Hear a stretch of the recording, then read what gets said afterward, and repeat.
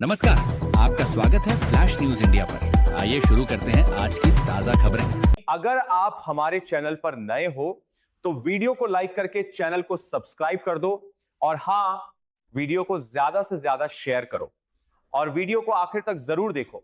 तो चलिए दोस्तों, बिना समय लेते हुए वीडियो को शुरू कर देते हैं। इस समय पूरे देश में एक ऐसा मुद्दा चर्चा का केंद्र बना हुआ है जिसने लाखों लोगों का ध्यान अपनी ओर खींच लिया है। सोशल मीडिया प्लेटफॉर्म्स से लेकर समाचार चैनलों तक और आम लोगों की बातचीत से लेकर छात्र संगठनों की बैठकों तक हर जगह एक ही नाम बार बार सुनाई दे रहा है, सोनम वांगचुक। उनके आंदोलन को लेकर लोगों की अलग अलग राय सामने आ रही है, लेकिन एक बात लगभग हर कोई कह रहा है कि किसी भी लोकतांत्रिक देश में जनता की आवाज सुनी जानी चाहिए और संवाद के माध्यम से समाधान निकालना सबसे बेहतर रास्ता होता है। वहीं दूसरी ओर सोनम वांगचुक की लगातार गिरती तबीयत ने उनके समर्थकों और शुभचिंतकों की चिंता भी काफी बढ़ा दी है। लोग उनके अच्छे स्वास्थ्य और लंबी उम्र की कामना कर रहे हैं और लगातार दुआएं मांग रहे हैं। दोस्तों, सोनम वांगचुक कोई साधारण व्यक्ति नहीं है। देश उन्हें एक वैज्ञानिक, शिक्षाविद, पर्यावरण संरक्षण के लिए काम करने वाले सामाजिक कार्यकर्ता और युवाओं की आवाज के रूप में पहचानता है। उन्होंने वर्षों से शिक्षा, पर्यावरण, जल संरक्षण, पहाड़ी क्षेत्रों के विकास और समाज से जुड़े कई महत्वपूर्ण विषयों पर काम किया है। उनके कार्यों की सराहना देश ही नहीं बल्कि अंतर्राष्ट्रीय स्तर पर भी होती रही है। यही कारण है कि जब भी वे किसी मुद्दे को लेकर अपनी बात रखते हैं तो देश भर के लोग उसे गंभीरता से सुनते हैं। बताया जा रहा है कि इस समय वे दिल्ली के जंतर मंतर पर अनिश्चितकालीन अनशन पर बैठे हुए हैं।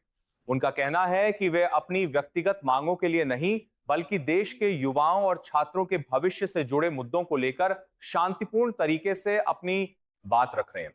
उनका मानना है कि यदि शिक्षा व्यवस्था में किसी भी प्रकार की अनियमितता, पेपर लीक, भर्ती परीक्षाओं में गड़बड़ी या पारदर्शिता की कमी जैसी समस्याएं सामने आती हैं तो उनकी निष्पक्ष जांच होनी चाहिए और दोषियों के खिलाफ सख्त कार्रवाई भी होनी चाहिए।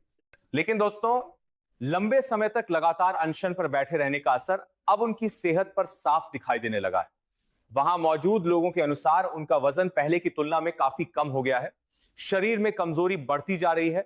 कई बार उन्हें उठने बैठने में भी परेशानी महसूस होती है। अधिक देर तक खड़े रहना उनके लिए कठिन हो गया है। बातचीत करते समय भी उनकी आवाज पहले जैसी मजबूत नहीं सुनाई देती। डॉक्टरों की एक टीम समय समय पर उनका स्वास्थ्य परीक्षण कर रही है और लगातार उनकी निगरानी कर रही है ताकि किसी भी प्रकार की गंभीर स्थिति से बचा जा सके। जंतर मंतर का माहौल भी इन दिनों काफी भावुक दिखाई दे रहा है। देश के अलग अलग राज्यों से लोग वहां पहुंच रहे हैं। कोई हाथ में तिरंगा लेकर उनके समर्थन में खड़ा है तो कोई उनके लिए प्रार्थना कर रहा है। कई छात्र संगठन भी वहां पहुंचकर अपना समर्थन जता रहे हैं।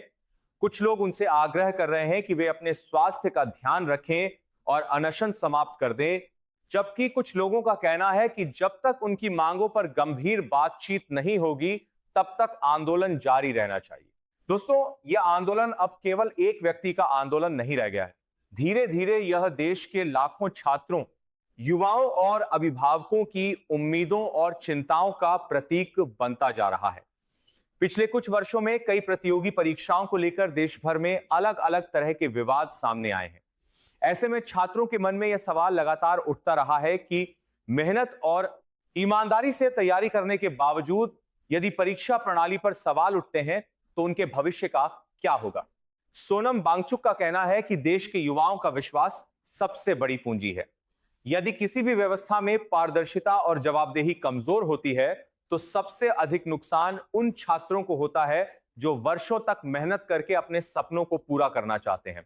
उनका मानना है कि शिक्षा केवल डिग्री प्राप्त करने का माध्यम नहीं बल्कि देश का भविष्य तैयार करने की सबसे महत्वपूर्ण व्यवस्था है। इसलिए इसमें किसी भी प्रकार की लापरवाही या अनियमितता को हल्के में नहीं लिया जाना चाहिए। सोशल मीडिया पर भी इस पूरे मामले को लेकर लगातार चर्चा हो रही है। हजारों लोग उनके समर्थन में पोस्ट साझा कर रहे हैं। कई लोग लिख रहे हैं कि छात्रों की समस्याओं को गंभीरता से सुना जाना चाहिए।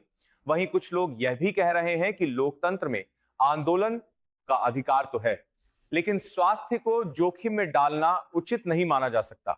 इसलिए अब समय आ गया है कि बातचीत के जरिए बीच का रास्ता निकाला जाए। कई शिक्षाविदों, सामाजिक कार्यकर्ताओं, और विभिन्न संगठनों ने भी अपील की है कि संबंधित पक्ष जल्द से जल्द बातचीत शुरू करें। उनका कहना है कि यदि दोनों पक्ष सकारात्मक सोच के साथ एक मेज पर बैठकर चर्चा करें तो समाधान जरूर निकल सकता है। लोकतंत्र की सबसे बड़ी ताकत संवाद ही होती है और इतिहास भी यही बताता है कि अधिकांश बड़े विवाद बातचीत के माध्यम से ही सुलझाए गए हैं। इस बीच डॉक्टरों का भी मानना है कि लंबे समय तक भोजन का त्याग करने से शरीर पर गंभीर प्रभाव पड़ सकता है। लगातार कमजोरी, रक्तचाप में गिरावट, शरीर में पानी की कमी और अन्य स्वास्थ्य संबंधी समस्याएं उत्पन्न होने का खतरा बना रहता है। यही वजह है कि सोनम वांगचुक के समर्थक लगातार उनसे अपील कर रहे हैं कि वे अपने स्वास्थ्य को प्राथमिकता दें और डॉक्टरों की सलाह का पालन करें। दूसरी ओर लोगों की यह भी मांग है कि सरकार और संबंधित अधिकारी इस पूरे मामले को गंभीरता से लें।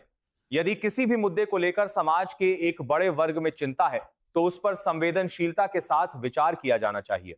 लोगों का कहना है कि समाधान ऐसा होना चाहिए जिससे छात्रों का विश्वास भी बना रहे और किसी व्यक्ति के स्वास्थ्य या जीवन पर भी कोई खतरा ना आए। दोस्तों, यह विषय केवल किसी एक आंदोलन तक सीमित नहीं है। यह देश की शिक्षा व्यवस्था, युवाओं के भविष्य और लोकतांत्रिक मूल्यों से भी जुड़ा हुआ है।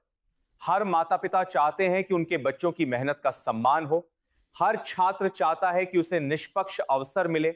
हर नागरिक चाहता है कि व्यवस्था पारदर्शी और जवाबदेह हो। यही कारण है कि यह मुद्दा लगातार राष्ट्रीय स्तर पर चर्चा का विषय बना हुआ है। अब सभी की निगाहें आने वाले दिनों पर टिकी हुई है। क्या सरकार और आंदोलनकारियों के बीच कोई महत्वपूर्ण बैठक होगी? क्या बातचीत के जरिए कोई सकारात्मक समाधान निकल पाएगा? क्या सोनम वांगचुक अपना अनशन समाप्त करेंगे? क्या छात्रों से जुड़े मुद्दों पर कोई बड़ा निर्णय लिया जाएगा? इन सभी सवालों के जवाब फिलहाल भविष्य के गर्भ में है। लेकिन एक बात बिल्कुल स्पष्ट है कि किसी भी लोकतंत्र की मजबूती शांतिपूर्ण संवाद, आपसी सम्मान और संवैधानिक प्रक्रिया में ही होती है। मतभेद होना स्वाभाविक है, लेकिन समाधान हमेशा बातचीत और समझदारी से ही निकलता है। यही उम्मीद आज देश का हर नागरिक कर रहा है। फिलहाल सबसे बड़ी चिंता सोनम वांगचुक के स्वास्थ्य को लेकर है। लोग लगातार उनके जल्द स्वस्थ होने की कामना कर रहे हैं।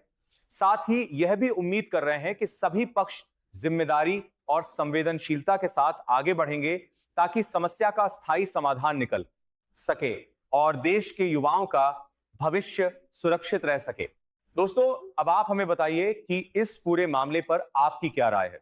क्या आपको लगता है कि सरकार और आंदोलनकारियों के बीच तुरंत बातचीत शुरू होनी चाहिए? क्या शिक्षा व्यवस्था से जुड़े मुद्दों पर व्यापक सुधार की आवश्यकता है? अपनी राय हमें कमेंट बॉक्स में जरूर लिखें। अगर आपको ये वीडियो जानकारीपूर्ण लगा हो तो इसे लाइक जरूर करें।